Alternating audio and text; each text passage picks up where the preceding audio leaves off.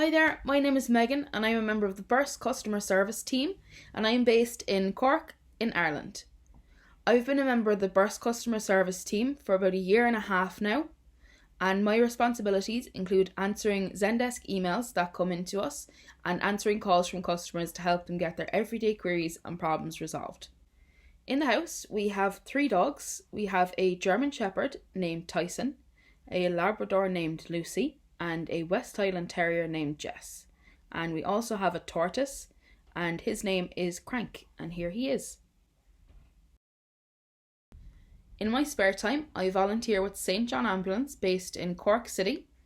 I have been a volunteer with them for the last 6 years, and I'm currently a qualified emergency medical technician.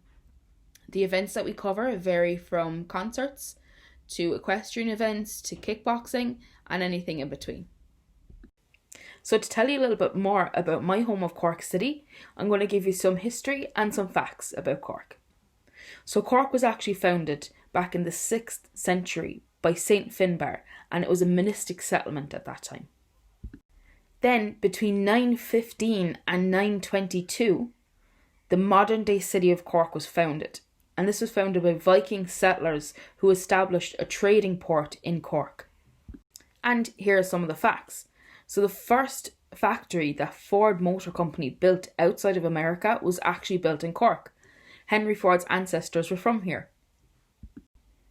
Cork Harbour is said to be the second largest natural harbour in the world after Sydney, Australia. The city of Cork is actually based on an island. It's separated by the River Lee, which flows on either side. Going way back, the town of Cove, which is COBH, was actually the Titanic's last port of call.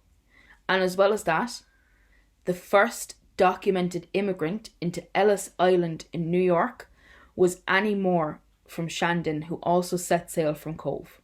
So now I think it's time I show you around a little bit. I hope that you enjoy the next part.